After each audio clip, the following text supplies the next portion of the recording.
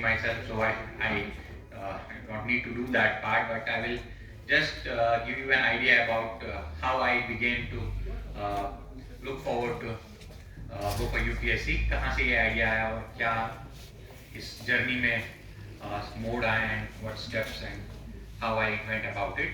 So I started UPSC thing in my college. I by training am a computer science engineer.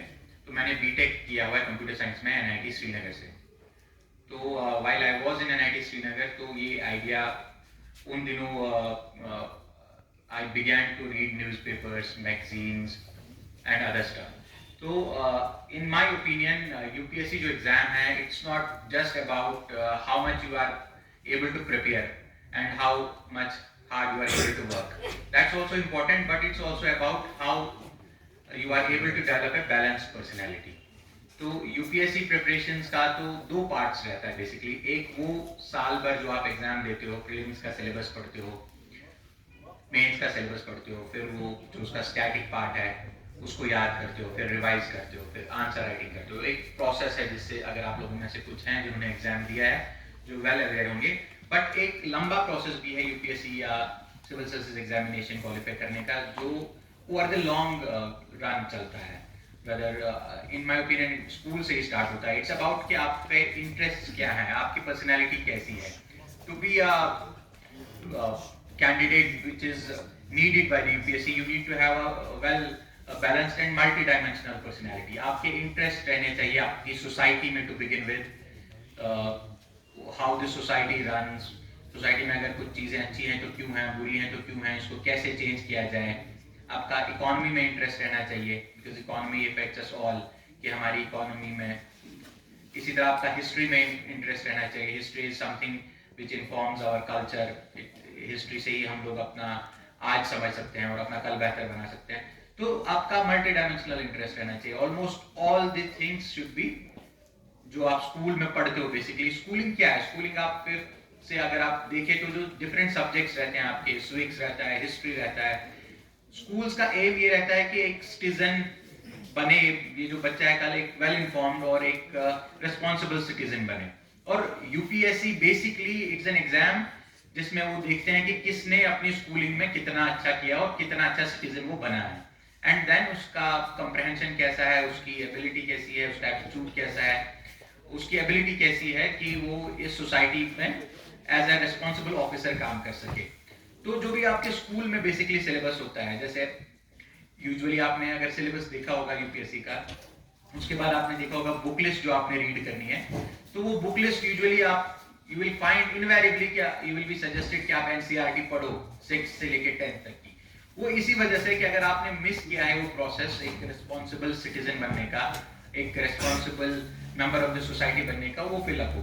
तो to cut it, to put it in very concise words, you have to try over a long term to develop a balanced personality and to have multi dimensional interest. और वो multi dimensional interest आपको कैसे आएंगे, आपने सबसे जो important चीज है वो लॉन्ग टर्म प्रोसेस में वो है न्यूज़पेपर रीडिंग. आपने न्यूज़पेपर रीडिंग को हैबिट बना लेना है. और this is something that you should enjoy. It should not be something कि आपको ये लेबर लगे.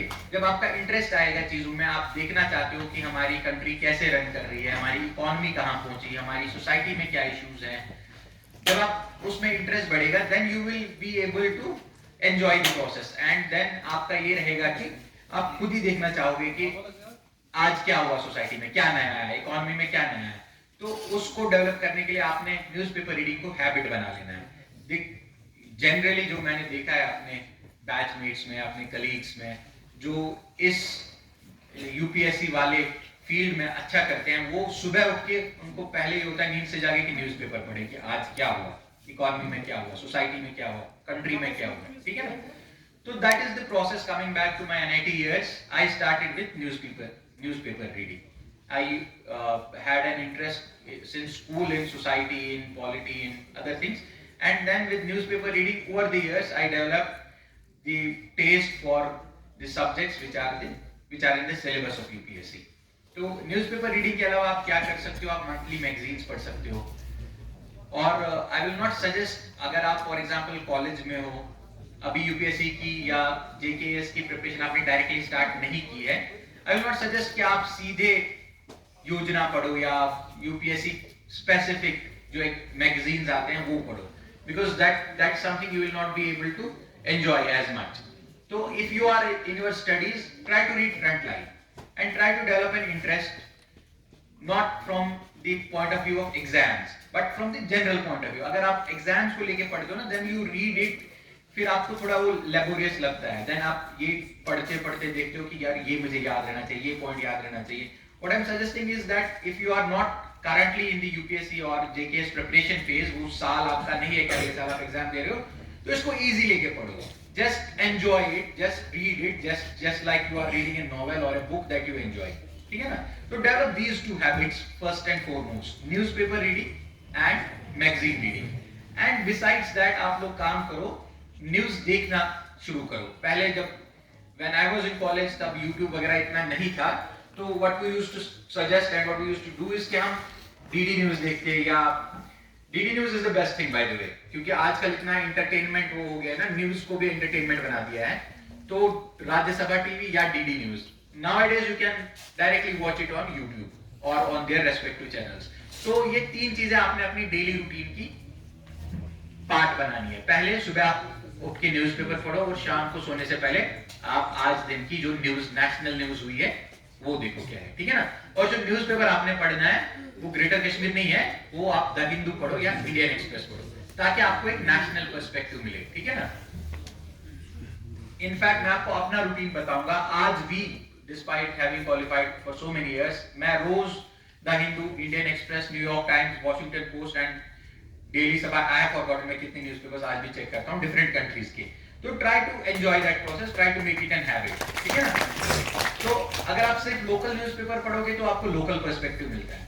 आप नेशनल न्यूज़पेपर पढ़ोगे तो you will also be able to think nationally in terms of ki what are the concerns, what are the issues and what should be our response, how the government should run, how the society should function at the national level. And then the next step would be obviously the international publications. तो जो लोग already इस process में हैं, जिन्होंने, I don't know about the audience, some of you might have written mains already, some of you might have appeared in interviews already, and अगर you want an improvement over that, I would suggest कि आप international publications भी पढ़ो. I would suggest Economist आता है. Economist is a world famous and it's a must read for those who are already in the preparations. Not for those who are starting. Economist and New York Times, you can, and especially for issues of international relations, environment, climate change, है ना, ये सारे जो issues हैं आपके syllabus का बहुत important part है, आप JKS में भी और UPSC में भी. तो alhamdulillah I had an interest in all these in the college years, and I did not in my college years specifically start preparing for UPSC. कोई syllabus मैंने नहीं देखा था, कोई मैं books नहीं पढ़ता था UPSC के लिए, but I had this general process which helped me later on.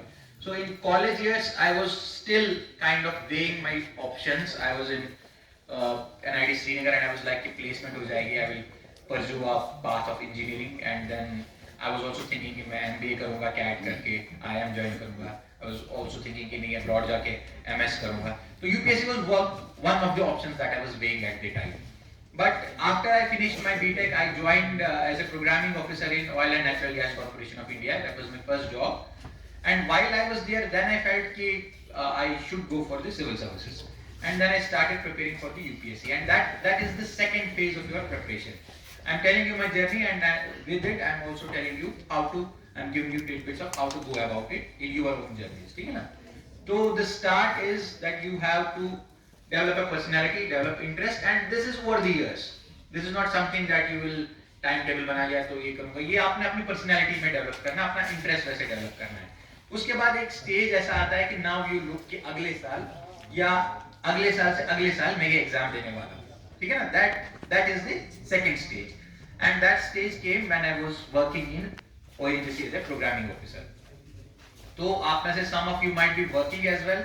For them, this should be something that they can take a lot of heart from. कि a lot of candidates, including myself, हम लोगों ने job के साथ साथ पढ़ाई की है, and we have been successful at that. तो once I was in ONGC, then मैंने syllabus देखा क्या है, then there is a particular book list जो आपने पढ़ना है, ठीक है ना? तो वो जो सिलेबस है बेसिकली दो पार्ट्स में है आज की डेट में, बोथ यूपीएससी के लिए और जेकेएस में भी। एक आपका स्टैटिक पार्ट है, एक डायनेमिक पार्ट है। स्टैटिक पार्ट ये है कि आपका जो बुक्स में आपको मिल जाएगा, आप उसको याद भी कर लोगे, रिवाइज करके आपके टिप ऑफ योर टंग आपके आर्टिकल्स आ जाएंगे। ये आर्टिकल ये कहता है कॉन्स्टिट्यूशन का, ये कहता है इन्फ्लेशन की डेफिनेशन ये है। That's important, I am remember that's very important. जितना आपके टिप ऑफ द टंग पे होगा उतना आप उसको कोट कर पाओगे अपने आंसर में, अपने एसे में, उतने आपके नंबर अच्छे आएंगे, ठीक है ना। सो that is a must do part static जो है।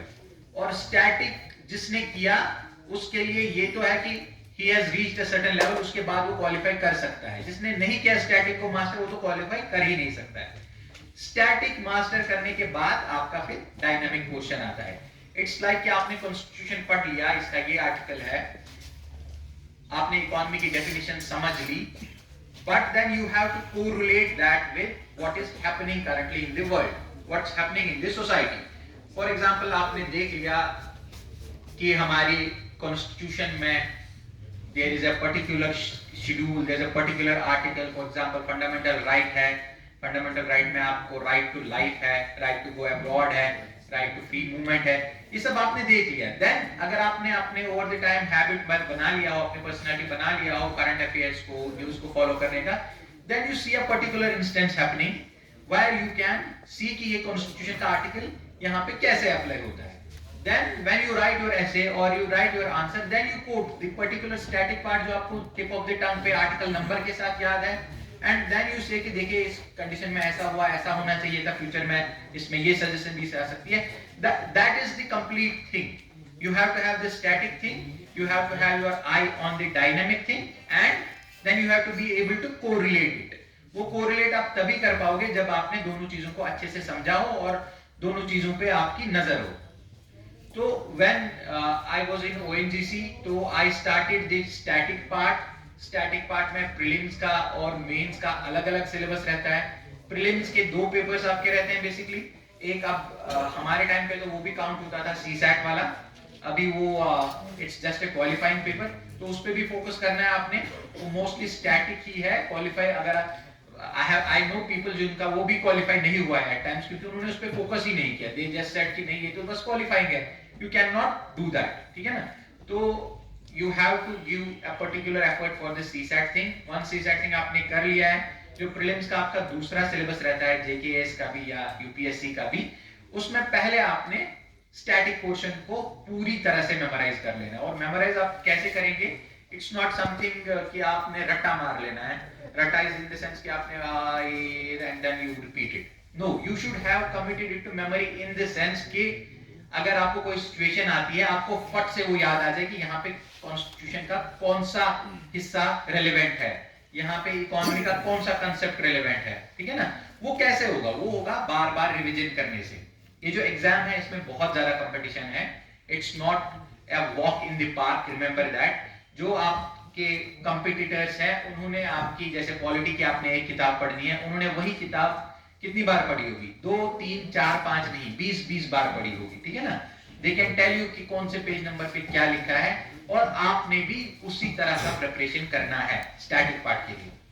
तो स्टैटिक पार्ट के लिए फर्स्ट एंड फॉरमोस्ट जो आपके फंडामेंटल बुक्स हैं प्रीलिम्स की, भले ही आपकी लक्ष्मीकांत कही जाती हो पॉलिटी के लिए या इकोनॉमी के लिए, I am not getting into the details, I think आपके बैंड ताहि साहब will get into the details later on, but जो आपके स्टैटिक पार्ट का सिलेबस है उसके अकॉर्डिंग जो आपको बुक सजेस्ट की जाएंगी या की जा चुकी है, वो आपने बहुत ही अच्छी तरह से बार बार रिवाइज करनी है। और रिवाइज करने के साथ साथ अपने अपने नोट्स भी बनाने हैं, क्योंकि अगर इतनी मोटी किताब है, आपने इसको रिवाइज भी कर लिया है, याद भी कर लिया है, उसके बाद एग्जाम से पहले जो आप इसको रिवाइज नहीं कर पाओगे, तो उस वक्त आपके अपने नोट्स काम आते हैं। आपके नोट्स बेसिकली एक कंसाइज वर्जन होता है उसी बुक का, जो आपका पर्सनल कंसाइज वर्जन होता है।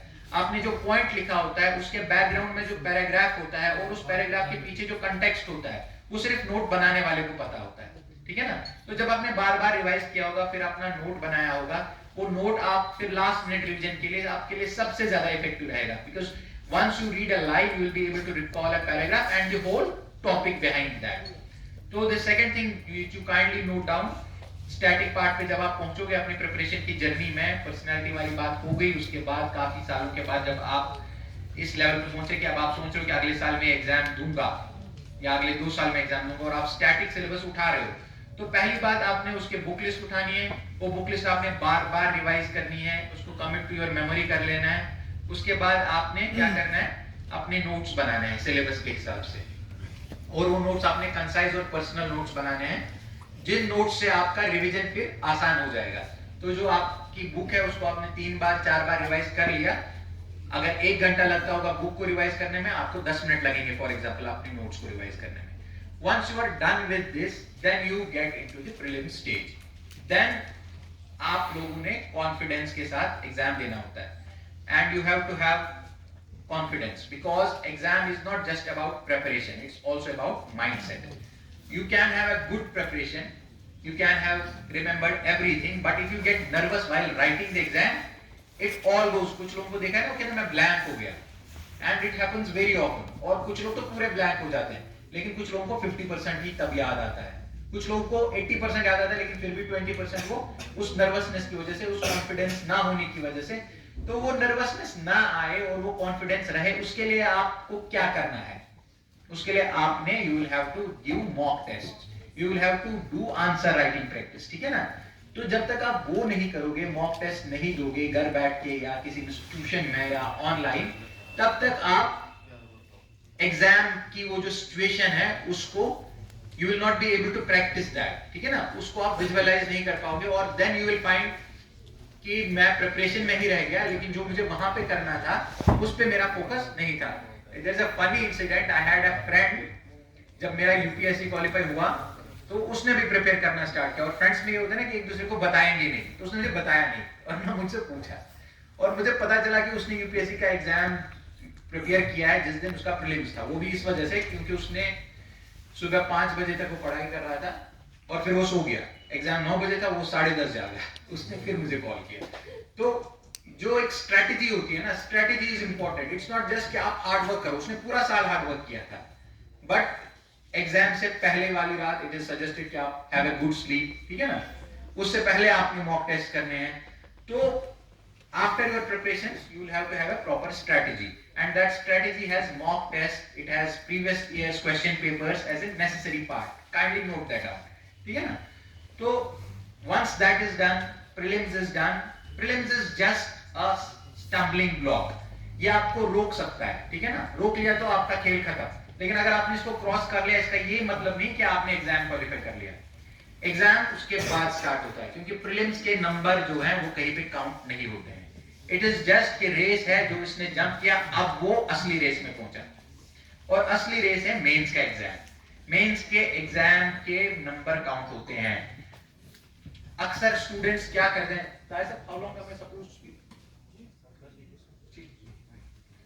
तो अक्सर स्टूडेंट्स क्या करते हैं, वो प्रीलिम्स में खो जाते हैं, उनका फोकस रहता है कि मैं प्रीलिम्स क्वालिफाई करूं, और जब मेरा प्रीलिम्स क्वालिफाई हो जाए फिर मैं मेंस का एग्जाम दूं, ठीक है ना।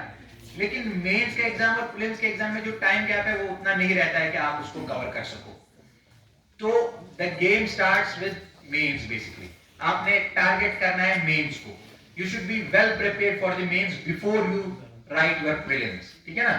तो आपने जो फोकस रखना है ओवरऑल, जो मैंने कहा आपके जो लॉन्ग टर्म प्रिपरेशन में है, वो फोकस आपने मेंस भी रखना है, ठीक है, और मेंस आपका मेन फोकस रहेगा, इसका नाम इसीलिए मेंस है। सो मेंस का जो सिलेबस है it is different from prelims. Prelims में आपका स्टैटिक पे ज्यादा फोकस है, आप लोगों में से जिन्होंने सिलेबस देखा होगा या जिन्होंने एग्जाम दिया होगा, दे वुड नो वेल। जो मेंस आपका है उसमें बहुत ज्यादा डायनेमिक पार्ट आ गया है, जेकेएस में भी और यूपीएससी में तो पहले से ही था, आपको सेम सिलेबस है। तो अब अगर देखोगे, I will give you a simple example, उसके पेपर 1 को उठा के आप देख लो, आपको वो टॉपिक सीधे सीधे बुक से नहीं मिलेंगे, ठीक है ना। पेपर 2 को उठा के देख लो, अरे भाई ये कौन सी बुक से मिलेगा, आपको किसी एक बुक से नहीं मिलेगा। What mains is basically to prelims is what dynamic part is to statics। मेरे कहने का ये मतलब है, जो आपने स्टैटिक पार्ट पढ़ लिया उसको आप फिर सोसाइटी, इकोनॉमी, पॉलिटी, हमारी constitution, international law, international order के साथ कैसे रिलेट करोगे, मेंस उसका एग्जाम है। जो ये स्कीम ऑफ एग्जामिनेशन है ये देखना चाहती है कि प्रीलिम्स में ये देखना चाहती है कि इन्होंने स्टैटिक पढ़ लिया है क्या, इनको कॉन्स्टिट्यूशन पे होल्ड आ गया है क्या, इनको इकोनॉमी समझ आ गई है क्या। अब जिनको आ गई, जो इस स्टम्बलिंग ब्लॉक से आगे आ गए, अब उनका ये एग्जाम है कि जो इनको समझ आ गया था, जो इन्होंने पढ़ लिया था, जो उनकी टिप ऑफ द टंग पे था, वो ये कोरिलेट कर पा रहे हैं क्या हमारी आज की सोसाइटी से, आज की इकोनॉमी से, आज के हालात से, और उसके अलावा do they have the vision to make it better. ठीक है ना। तो मेंस एग्जाम आपका ये है कि आप इसको जो आपने पढ़ लिया वो आप कोरिलेट कर पा रहे हो और आपके पास एक पॉजिटिव विजन है क्या फ्यूचर के लिए, इसको बेटर बनाने के लिए। तो मेंस एग्जाम की प्रिपरेशन जो है, स्टैटिक पार्ट तो है ही है, बट स्टैटिक पार्ट को आपने सीखना है कोरिलेट करना with the current events, with the current society, with the current international situation. भले फॉर एग्जांपल मैं इंटरनेशनल रिलेशंस का पार्ट ले लूं, आपका आईआर का सिलेबस हो पेपर 2 में, इंडिया की रिलेशंस कैसी हैं अपने नेबर्स के साथ, ठीक है ना। तो इसमें आप राजीव सिकरी की बुक पढ़ लोगे for example, ministry of external affairs की वेबसाइट देख लोगे, कोई और वेबसाइट देख लोगे, ठीक है ना। बट वो देखने से आप ये एग्जाम क्वालिफाई नहीं कर पाओगे, सिर्फ वो देखने से। क्योंकि जब आप में से कितने लोगों ने मेंस का आंसर क्वेश्चन पेपर देखा है? Raise your hands. देखा ना, कुछ लोगों ने देखा है, बहुत कम लोगों ने देखा है। लेकिन जिन्होंने नहीं देखा वो जाके देखेंगे, वहां पे सिलेबस तो है ही। आप क्वेश्चन पेपर देखो ना, क्वेश्चन में आपको पूछेगा नहीं कि इसकी डेफिनेशन क्या है और इसमें क्या करना है और इसके कितने पार्ट्स है जैसे आपने लिखा है। वो आपको क्वेश्चन ही ऐसा पूछेगा कि जो आपको कहीं से नहीं मिले। क्वेश्चन आपको ये देखना चाहता है कि ये एक तो समझ है, उसके बाद ये इनोवेशन कर सकता है क्या, ये इस बात को क्वेश्चन में जो पूछा है उसमें कोई एक स्पेसिफिक आंसर नहीं होता है, उसमें आपके अंदर जो थॉट्स हैं, आपके अंदर जो एबिलिटी है, कॉग्निटिव एबिलिटी जो आपकी है, आपकी जहनी जो एबिलिटी है और आपकी जो नजर है सोसाइटी पे और आपकी जो पर्सनैलिटी है, उसका टेस्ट है बेसिकली। तो उसको करने के लिए लॉन्ग टर्म प्रिपरेशन तो है ही। अभी शॉर्ट टर्म में क्या किया जाएगा, फॉर एग्जांपल आपने प्रीलिम्स कर लिया, अब आप मेंस लिख रहे हो, ठीक है ना। तो मेंस लिखने के लिए आप क्या करोगे, बुक भी पढ़ ली, practice is the only answer, ठीक है ना। तो प्रैक्टिस जो है, किस चीज की प्रैक्टिस करनी है, आपने आंसर राइटिंग की प्रैक्टिस करनी है। आपने लास्ट ईयर के क्वेश्चन पेपर उठाने हैं and then you have to write the answers, then you have to see कि मैं जो आंसर लिख रहा हूं और जो एक आइडियल मॉडल आंसर है उसमें कहां कमी रह रही है, ठीक है ना। You can do it yourself, you can do it online, you can do it, आजकल दिल्ली के कोचिंग सेंटर्स है वो ऑनलाइन आंसर राइटिंग का करते हैं, ठीक है ना। तो answer writing is the most important part of your mains preparation. Mains preparation में अगर आप इसमें रह गए ना बैठ के कि मैं ये याद कर लूंगा और फिर एग्जाम के दिन रिवाइज कर लूंगा, एग्जाम तो नहीं हो पाएगा मेंस में अच्छा स्कोर। मेंस का स्कोर यही है कि आप एक तो ओवर द लॉन्ग टर्म अपनी पर्सनैलिटी ऐसी बनाओ कि आप एक्सटेम्पो किसी टॉपिक पे लिख सको। सोसाइटी का टॉपिक आ गया, आपको रिलेवेंट चीजें पता है इसकी, और आप इसको कंसाइज तरीके से 5 मिनट में इस आंसर के रिलेवेंट चीजें बना सकते हो, that will give you a score. और वो बनाने के 2 ही तरीके हैं आपके पास, बिसाइड्स स्टैटिक आपकी टिप ऑफ द टंग पे होने का। ये नहीं कह रहा हूं स्टैटिक आपको याद ना हो फिर भी आप कर लोगे, नहीं, static is a must do.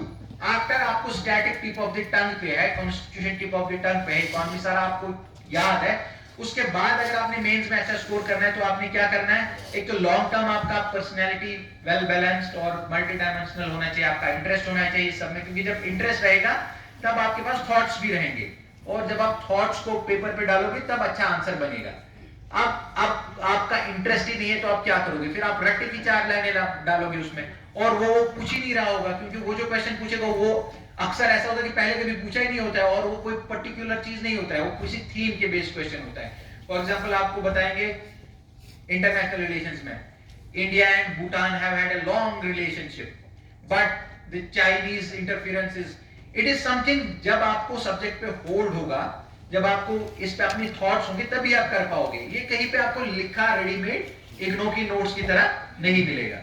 तो उसके लिए लॉन्ग टर्म आपने एक तो जैसे मैंने कहा इंटरेस्ट डेवलप करना है, उसके बाद you will have to do answer writing. जैसे मेंस का पर्टिकुलर पेपर है, इसके आपने 50 क्वेश्चन पेपर्स किए हो तो कुछ ना कुछ आपका रिलेट हो जाएगा, you will develop that ability to have thoughts about the topic and then to put those thoughts on paper.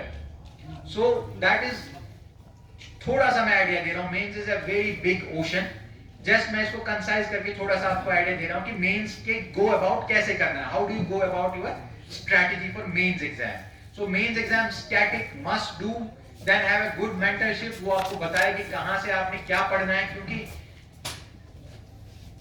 क्योंकि जैसे ताहिर साहब ने कहा ना, there is an information pollution as well. Mains का सिलेबस ऐसा है ना कि कुछ क्लियर कट नहीं है कि ये बुक पढ़नी है या आपने पढ़ लेना है. आपको समझ नहीं आता कि मैं क्या पढूं पेपर से, क्या नहीं पढूं. ठीक है ना. तो that will be the mains का जो इंपॉर्टेंट चीज है. उसके बाद I will dwell a bit about ethics and essay, but before that I will take a small break and I think DC साहब might like to give you some words of wisdom as well. So please welcome.